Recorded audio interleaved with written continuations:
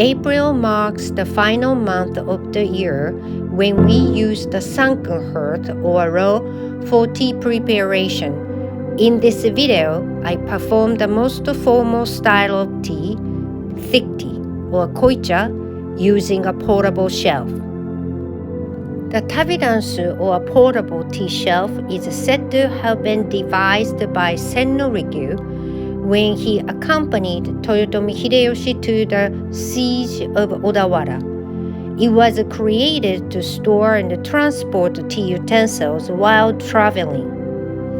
Even in the midst of war, they cherished the moment of sharing a bowl of tea, a testament to the depth of tea culture.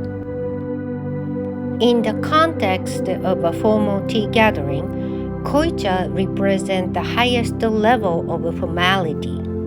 For this reason, the Grand Tea Master traditionally changes into black montsuki kimono for the thick tea ritual. Customarily, some female tea practitioners change into black tomesode, the most formal kimono for married women. Because it is considered the most prestigious style kimono, there are very few occasions when a black tomesode is worn. That alone shows how solemn and dignified the thick tea gathering truly is. Today I'm wearing a black tomesode. It features a design of white herons, a symbol of longevity, purity, and peace, making it an auspicious motif for formal occasions. The obi I'm wearing is crafted by living national treasurer and depicts cranes. Among the obi I own, this is the most exquisite. Both the kimono and the obi were gifts from my cousin. I feel incredibly fortunate, truly grateful.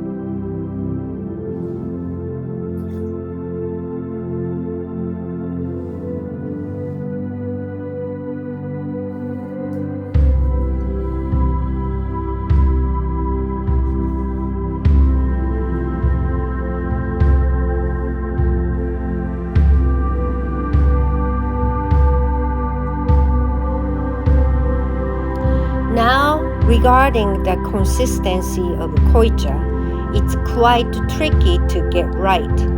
In January, I had the opportunity to observe the Grand Tea Master's koicha performance for the first time. Surprisingly, the whisk seemed to be moving lightly rather than kneading firmly. The tips of the whisk weren't stained with matcha, so I assumed the tea must be quite thin.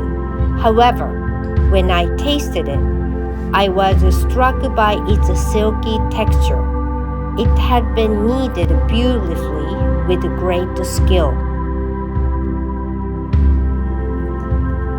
Some people prepare koicha so thick that it becomes sticky and heavy, but I personally don't prefer that style. It's said that Furuta Oribe's koicha was very thick, while Senno Rikyū's was more refined and not overly dense. I've also heard that nowadays a slightly thinner Koicha is becoming more common.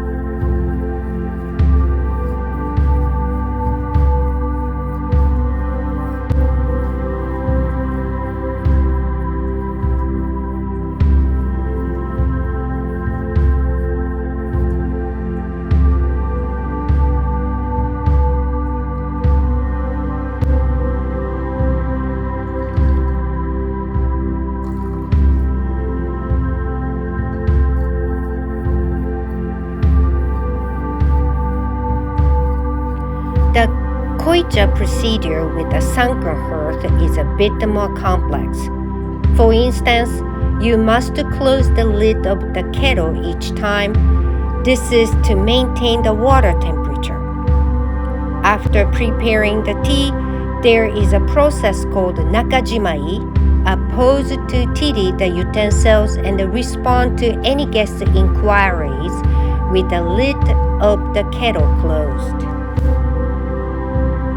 Once the last guest has finished drinking, the host returns to their position and undoes the nakajimai. The entire procedure begins and ends with the fukusa cloth. Then the kettle lid and the fresh water container are opened for cleanup.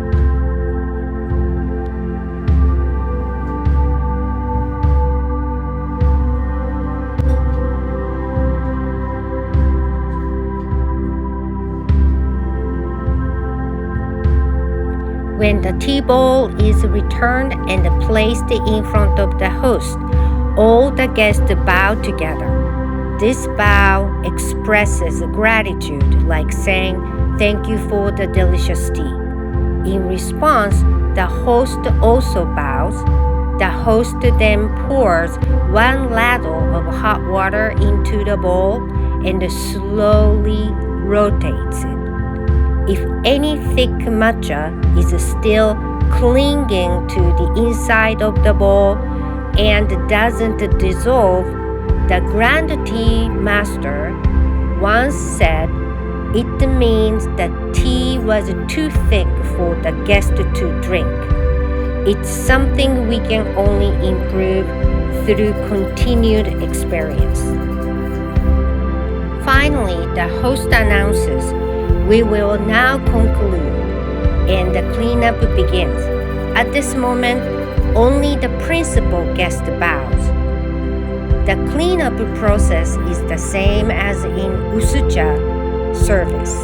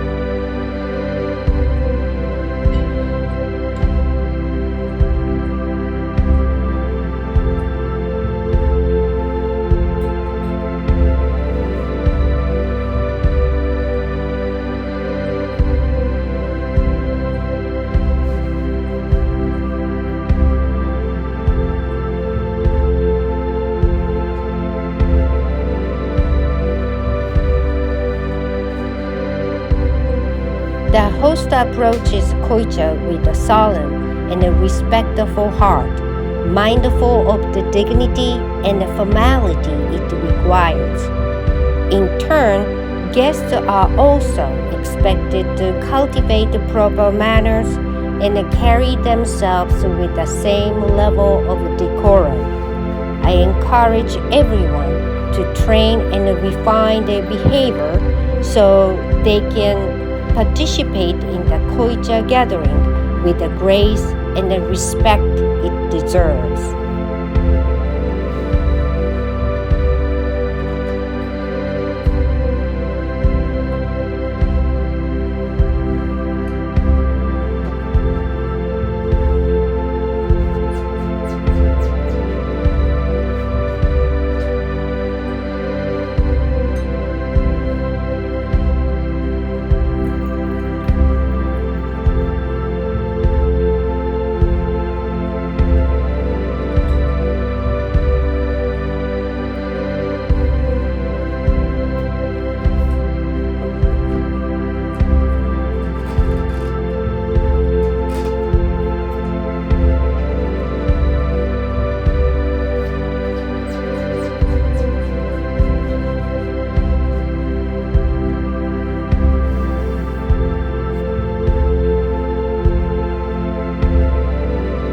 Thank you for watching.